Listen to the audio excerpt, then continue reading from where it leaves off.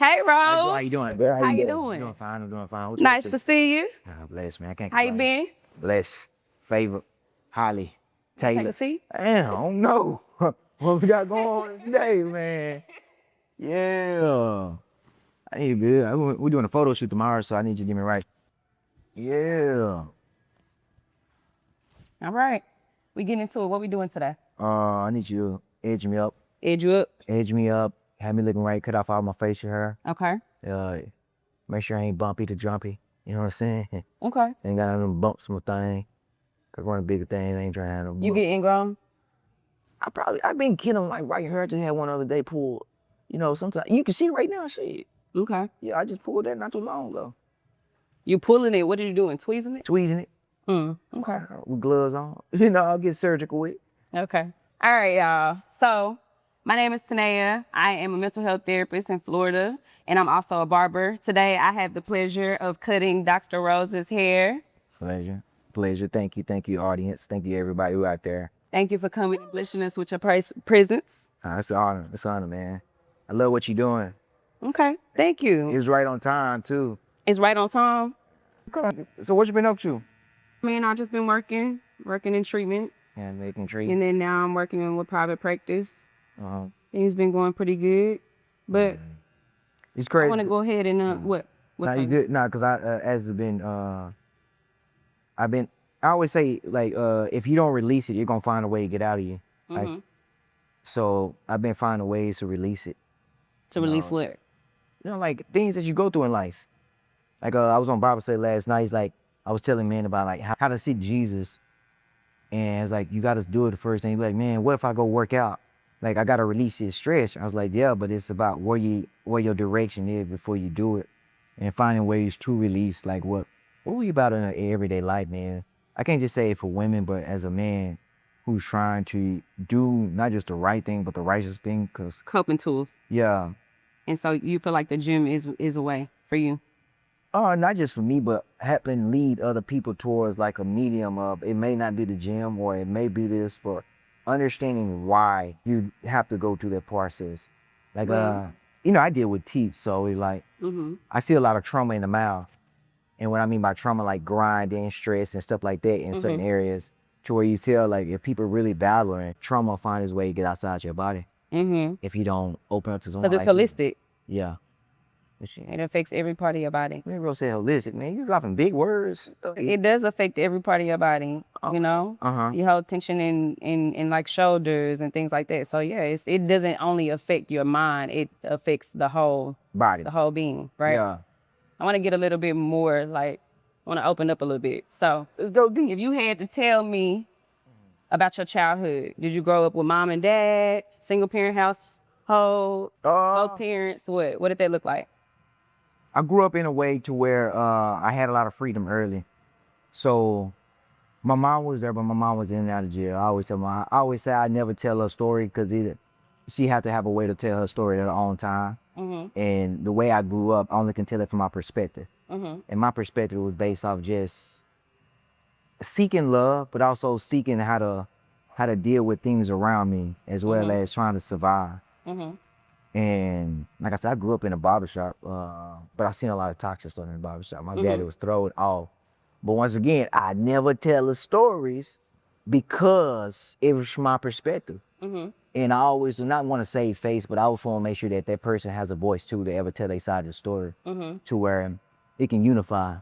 Instead of like, you know, you get so far removed from what really happened in your childhood that a lot of people don't live in those places no more because they buried it. You know? You feel like you buried it? I feel like I deal with it. I feel like I forgave it. I think that's the best thing. Yeah. You know, to focus head on those problems that present. Yeah. So that you can actually navigate. Yeah. So I forgave a lot of things because it's like, since it made me uncomfortable, now I'm able to live in an area of being uncomfortable. And not saying I seek comfort, not saying I love being uncomfortable, he does. But it helps me. But it makes you grow. Yeah, it helps me grow. So when you say the gym is, you know, everything, like, I don't even look at gym as a gym anymore. I look at gym as, what is my daily discipline?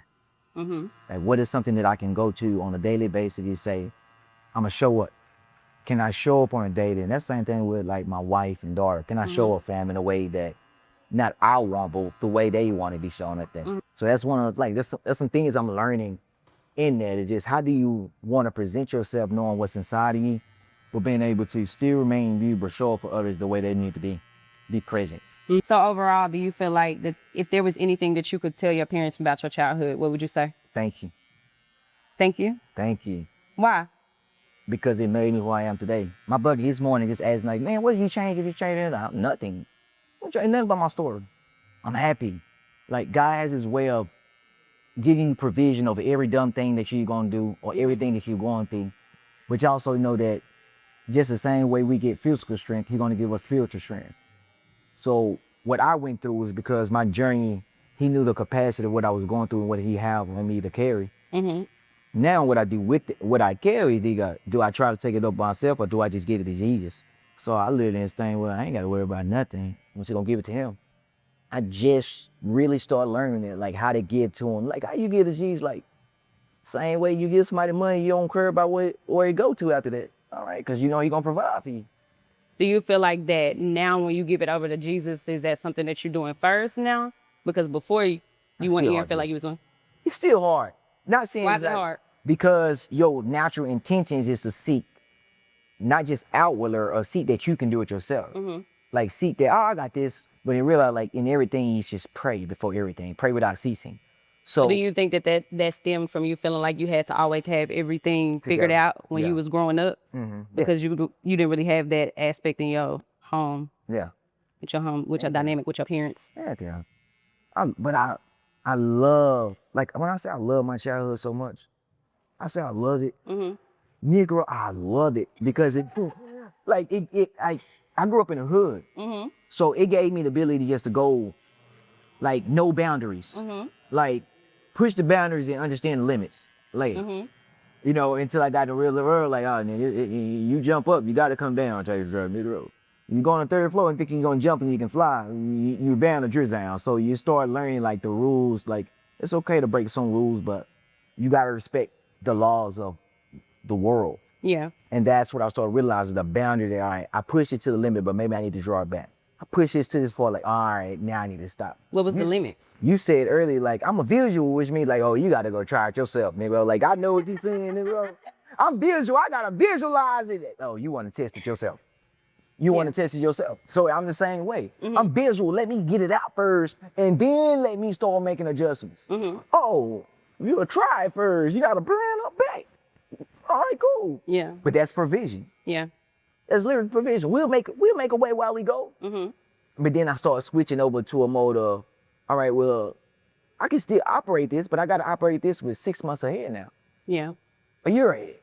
So think that same mind frame, you think like, okay, I got to see it first. Think 6 months ahead of time. Think 10 years ahead of time. Think 25 years. And that's the mode of estate planning, knowing that, hey, I'm going to die one day. What I'm going to leave for my next generation. So that's the mind frame switch from going up to where I was. It's like, what I do for the now. What I can take care of now. Did you always feel like that you were going to be a dentist? No. I always felt like I was chosen. Chosen? Do whatever. Elaborate on that. I feel like what I went through, I knew I was going through it for a reason.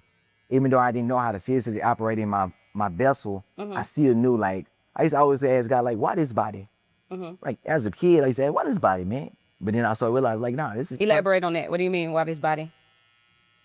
I used to see myself on my body early on. I used to visualize, like, man, this is, like, these two got to really connect. But I used to be so much spiritual at an early age to where that disconnect, I used to be like, yeah, why I'm going through this? Why this vessel? Why this? I used to question things, and my mama gave me freedom to have a voice. Like, even coaches, I'm like, tell me why we doing it. I just saying, if you go out here and do this, it don't make logical sense. All my coaches knew I talk back. But it wasn't a disrespectful talk back because we wasn't allowed to say shut up. So it wasn't a disrespectful talk back. It was all right, I'm going to say what I need to say either in a joking way or in a serious way, but I'm going to say what I got to say. Nobody can tell my story better than me. So I just questioned a lot of things. And I sought answers. And it say, seeking ye shall find. So right, I'm going to seek answers. Everything I did, I sought answers. They used to say, why this body? Okay. But why not their body? That's why I led to it. Why not? Why not that story? Yeah. Why not that position? It's one of the things where What you arrive at? Huh? What you arrive at? Destination. What's the destination? Where I'm supposed to be. Everywhere I'm supposed to be, I'm here. It's one of the things where it's like, I've been saying this a lot later. Why did God birth you at that moment in time for this season of life? Like he took you out of the eternity and put you in time Mm-hmm. in 1989 Mm-hmm. to be present in this season right now. So everybody, what you gonna do with it now? And Yeah. she, like, why are you here in this season? You could have been born in slavery. You could have been You born. could have been born as a slave. Like, you know what I'm saying? you wasn't. Exactly. So when you see, like, all right, that's a question into the answer, then you realize, like, what is his will over my life? Mm-hmm. It became like, all right, I really need to be comfortable with being uncomfortable. Mm-hmm. That's what we was talking about, like going to places of darkness and shedding light. What was the darkest place you feel like you've been? Oh, anything it look like darkness.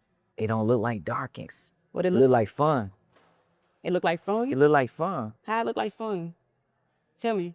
Cause the boundaries wasn't there anymore. It looked like the darkness looked like fun.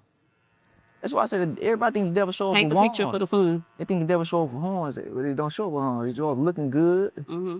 dresses, getting in free at the club, bottle sections, Yeah. all those things. They show up as fun. They show up as disguised deception. They show up as liquor, women, guns, pills. They show up in those type of things to where you think it's fun, but you really running away. You really running away from what's really going on in life. Mm-hmm. But like, Where were you running from? the journey, the calling. What's the calling now? Were you a bride? Yeah, that's why I said I'm a rock. What is it? What's the purpose? Be my father's will. What is that specifically? You show up every day and you figure it out. Today, what's your father's will? To come help you, to come give you a voice of, I see where you're going. I know it's gonna happen. Mm-hmm. But when you put those in place of seeing the end, Mm-hmm. everything that you need, and together that stature, Mm-hmm. it's gonna fall into place. I was talking to a friend just a while ago, is why rush to get to something when I ain't got the discipline to hold it? Mm-hmm. And it's not about her. God gonna give you what he knows you can manage. Mm-hmm. So every day I wake up, maybe the same purpose, a daily purpose, a weekly purpose, or a monthly purpose. Mm-hmm.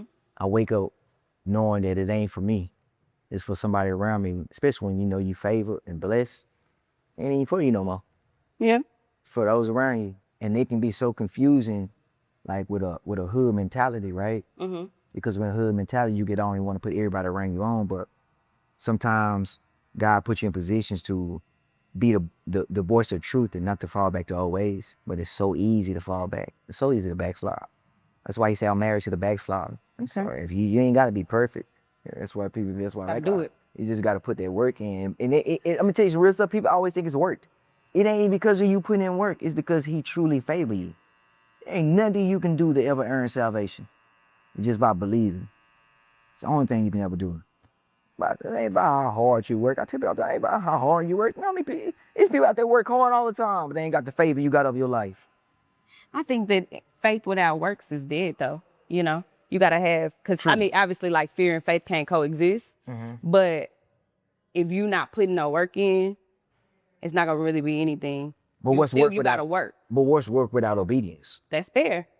So when you get to the point of it, don't feel like work is doing out my father's will, is like I'm straight obedient. Mm-hmm. And that's why I said that transition from being a slave to a servant to a son, that everyone gonna have to go through if they feel like that is my father's will. Mm-hmm. So when you get to that point of saying like, oh, I'm just doing what I'm supposed to be. Yeah. I ain't gotta make sacrifices. This is what I'm supposed to do. I'm supposed to make sure my wife is taken care of before I go to my father and ask for something. Mm-hmm. This is what I'm supposed to do. Yeah. So I'm supposed to take care of the bills Yeah. because I gotta take a shower no matter what. I'm serious. Like a lot of society get it confused. Like we gotta go have like Negroes. You gotta get an apartment no matter what. God made you the covering of your family. Mm-hmm. So if you don't get an apartment, they all suffer. Yeah. We all suffer if you don't choose to live in that house of love. So that's why I tell you, like, yeah, your partner matters, but you have to put on that submission to Christ in order for her to submit to you, because you're the covering over her. She is your covering. I mean, you are her covering, and that's why it's like, nah, this is what I'm supposed to do. So a lot of that roles a lot of stuff gets misguided because you look at simp or a lot of things you grew up in your past where can look at as pillow talk with your partners, right? But really, you really want to express like how you feel. Yeah. This ain't pillow talk. Like I need to get this out. I need to release. So that's why God gave you a helpmate. People sleep on that Yeah. until something happen and they call it helpmate, and a helpmate there for you. Yeah. So if people really sleep on those things where it's like, nah, it's really set up for you to operate at optimum. Like God is a God of efficiency and optimization. And if you don't really understand it, then your order and your order of processes won't be put in place.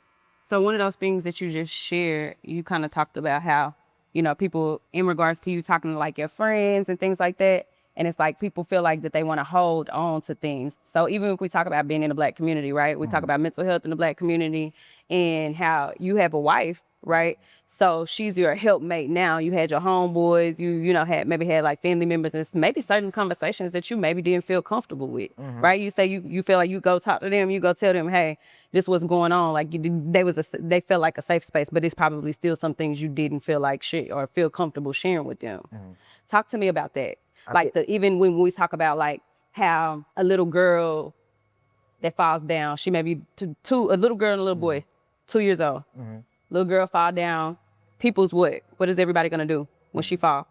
What are they doing? They're gonna probably rush to her. They're gonna rush over there. They're gonna get her. They're gonna coddle her, tell her it's okay. But if it's a 2-year-old little boy and the same thing happens to him, You don't help, wouldn't it? Oh, no, I don't think I grew. I did. My daddy was hard, but you know, Jesse Earl, boy, he a boy. I'm telling you, he was funny, a smooth talker, but he'll cut you. But he'll cut you out in the barbershop in front of everybody, and he'll score on you in front of everybody.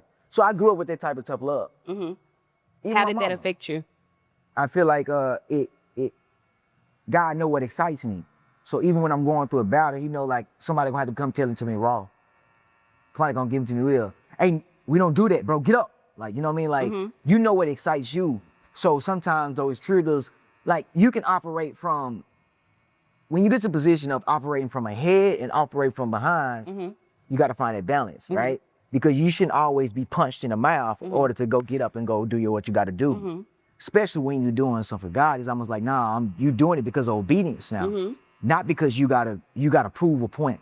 Not because you gotta prove this to the world. Like I've already showed you that I've overcome the world. I've already showed you they're gonna try to dump on you. I've already told you they're gonna talk bad about you. I already showed you it's gonna hurt when they call you names. But guess what? I've overcame the world and you can too. So it's gonna hurt. He tell you, first you're gonna grieve, then you're gonna rejoice. He give you the process of being broken. Give you the process. So in that time where you resort back to old ways, you realize, oh, I gotta hurt because this is the way that I understand the growth process. This is the way that naturally growth is. You lift muscles into it. You lift weights until it hurt, right? What they call it burnout. You lift weights till it burn. But you're growing. And then you know that it's grow when you go relax. And then when you see that muscles in the mirror, you say, oh, it looks good. But you got to go through the breaking phase, the waiting phase, and then the joyful phase, the elation phase. But it's always that process is in order when you're doing work, kingdom work, which is obedience. And it's not comfortable. And I tell about it's not comfortable. And you start talking about how do you open up to your partner and your wife. It's about defining community of accountability partners, right? And I not only look for right or wrong anymore, because I've learned that since you're around and you grew up the same way I grew up, you don't tell me what I want to hear. Even if you don't think you tell me what I'm going to hear, your reaction going to be based off our upbringing. You know what I mean? But when you go to the Bible, what do my father say? He's going to be like, make it right. Before you come to me and ask for anything in prayer, you make it right. Like, oh man, I got to forgive my sister, bro. I got to forgive my bro. You don't really talk bad to me. Yo, it hurt. It hurt. It hurt doing it, but I'm going to show you how I work in your life. So your forgiveness of your brother, your forgiveness and asking for forgiveness is humbling yourself. And when you humble yourself, that's when I exalt you and my will get to show in your life, because it's not about you. It's about what I can do through you. Okay. And that's one of the things that I learned, like, oh, that's why being in the community, not just seeking right or wrong, but seeking righteousness is completely different. when you got somebody that can quote prayer to you Mm-hmm. and tell you like, hey, you need to go have a conversation. Mm-hmm. Where when if you and your brother are doing wrong, y'all gotta sit down and talk about that. Mm-hmm. Y'all gotta say, it's decorum that you gotta talk about it. And if they ain't listening to you, you gotta grab another person when there's beef. Yeah. A house the body can't stand. So nothing gets answered when there's beef in the community. That's why he wanna unify everything through his son.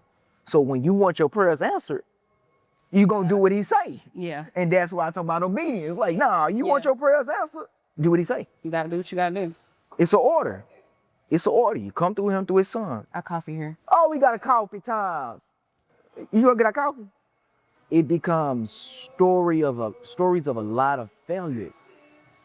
Like, meaning failure. When I say the whole first My coffee come. Old Testament is a story of failures, bro. It say 250. You realize only perfect person Say was it, sir. Jesus, and it had me like a Star Crunch. You should be. Come here, you Courtney. Hey man, if you got this Star Crunch on your face, If you get ingrown hairs, let me tell you something. This is the difference between somebody who went to actual barber school, okay? You should not use the close shaver on, most men of color actually do get ingrown hair. that's why people in the army be But having you they should beard not care. use a close shaver on them because that causes them to have more ingrowns. So Yeah. it's not good. But I'm not putting this on you, and I'm also not gonna use the razor. Shouldn't fear. But also, is my daddy was a barber. My granny But and you should papa have was a never barber. ever been using that then. You should have knew not to be using that. It's pretty But I good, feel right? like, oh, Ahmad, you didn't even get one. Cheers. While we're having our coffee break, I do want to ask you, what led you to the kingdom? Like, what was it? What event in your life made you feel like, hey, you know what? This happened. So, and I'm asking from a space of being in a place myself where I feel like I've always had the foundation of Christ in my life. Like, I grew up in church. But I feel like that as an adult, there were things that transpired in my life that made me feel like I needed to seek him with my whole heart. Like, it was like, okay, this is what I gotta do. Yeah, my brother told me this morning. He's like, you spend most of your life finding Jesus, then find yourself. Yeah. And then when you find yourself, you spend the rest of your life seeking Jesus. And I was like, it's really true. Because when I found Jesus, I started realizing who I am. And then I went to that phase of, all right, I feel like a slave because it's hard to stick to all these dang rules in the Bible. Like, come on, you go like, man, I can't stick to all these rules. And then when you stick to them on, like, all right, he told me to go be a disciple. Well, at least I'm gonna start serving. And then when you start realizing, like, nah, that's my father, and like, that's my Lord and Savior. Oh, I can really just be myself, and that's just a behavior modification that changed. So what made me seek the kingdom was realizing that, well, people need to see God work in me. Yes. So I want to know, and what was it, like a particular event in your life that led you? I'm gonna ask you a question now. Boom, pow, make it back, pow. When you typically start seeking help when you feel like you can no longer control the chaos anymore. Well, I think that's very true. So what was that actual chaos? What was the moment where you felt like, hey, it's so much, it's too much, everything is... Man, listen, it wasn't that moment. It was about a year after it when I say like, when it all falls down, I had like, that's Orlando Brown. Like, well, I'm not like Orlando Brown right in this interview. Yeah. But now I'm telling you, when I, intrusive thought, the ADHD be whooping him down. I'm telling you, when it all falls. That's what happened in my life when it felt like things started falling down. And I started realizing like, oh, my life, not just my life, if my blessings affect people, my chaos affect people. Yeah. And then I realized it wasn't about me. It was about how I'm being used. And then you start realizing like, the devil think he can just use me any old type of way. He think you can talk me up with them demons. Oh, heck no. Yeah, I started taking it personal.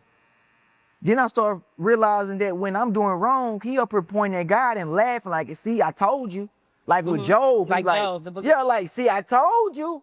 I'm like, no, you can't be But doing Job didn't fold. But that's what I'm He saying. didn't fold. I folded. You folded. What your folded look like? Kalani. I was folding. I may not was a drinker, but I smoked. Be like, ain't nothing smoking wrong, but smoking is a backdoor channel to get to God. He wants you. Well, technically, we're not really supposed to do anything. You talk about it like that because it's like Right. people say, oh, it's wine. in the word, but it's whatever you're using that throws off your inhibitions because that's what suppresses the Holy Spirit. Exactly. He said, no one comes to the Father but through me. Yeah. Which means if you're trying to get high to go do shrooms and do all these, which means I don't knock anybody to do it. So if you think I'm condemning you or got a heaven and hell to put you in, I don't. But what I'm saying is, I realize that my actions affects others. Other people. That's good or bad. And when I realized that, it started showing me like, oh, I really do need to know how to move. Like, I really do need to know because it ain't about me.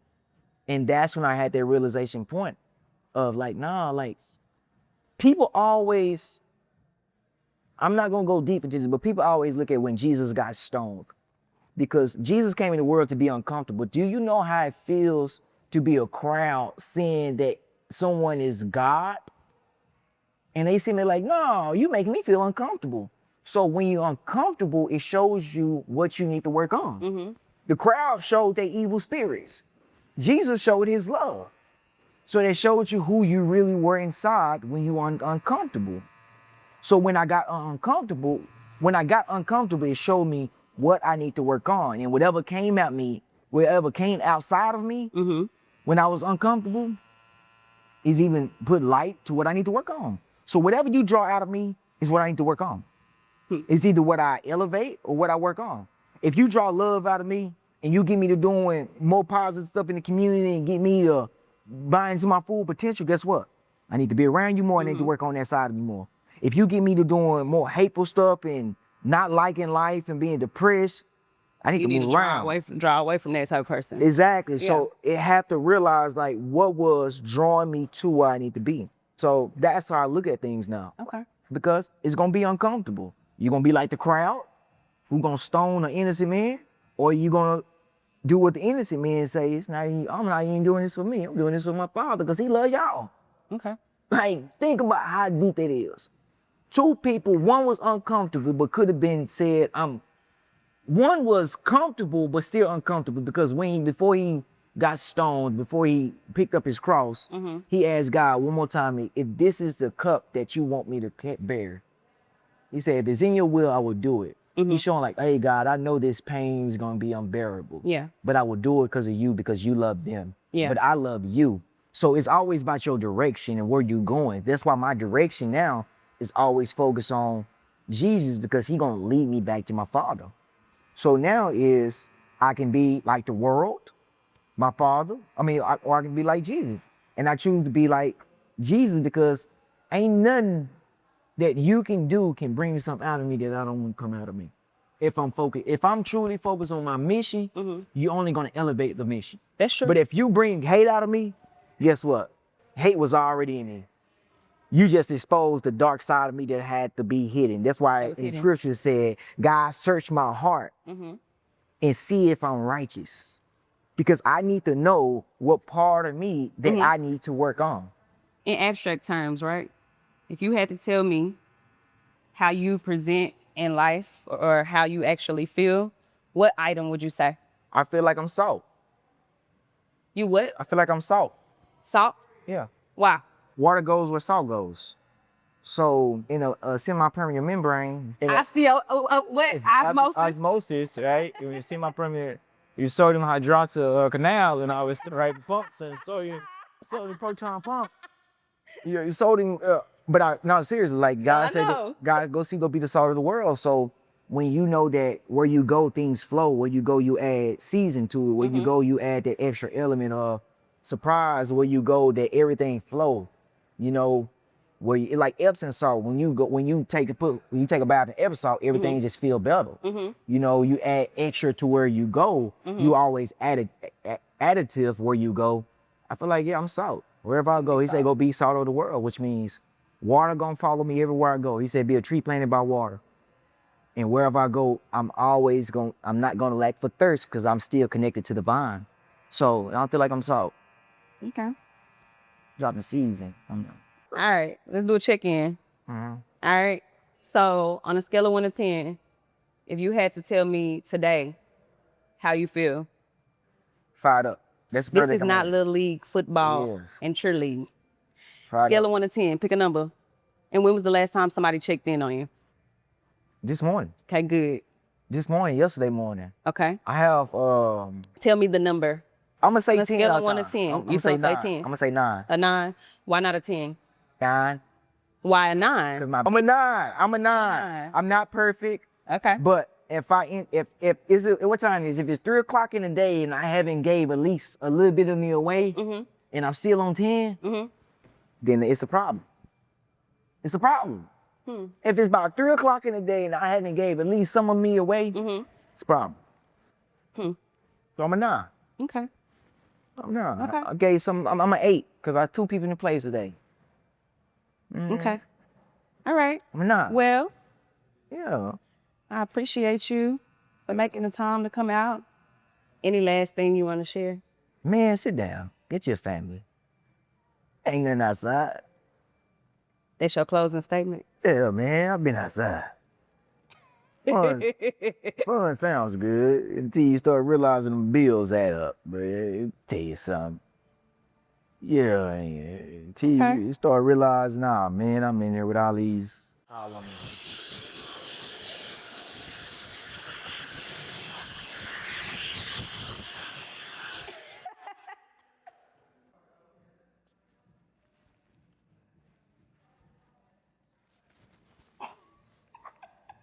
Man, god dang, man.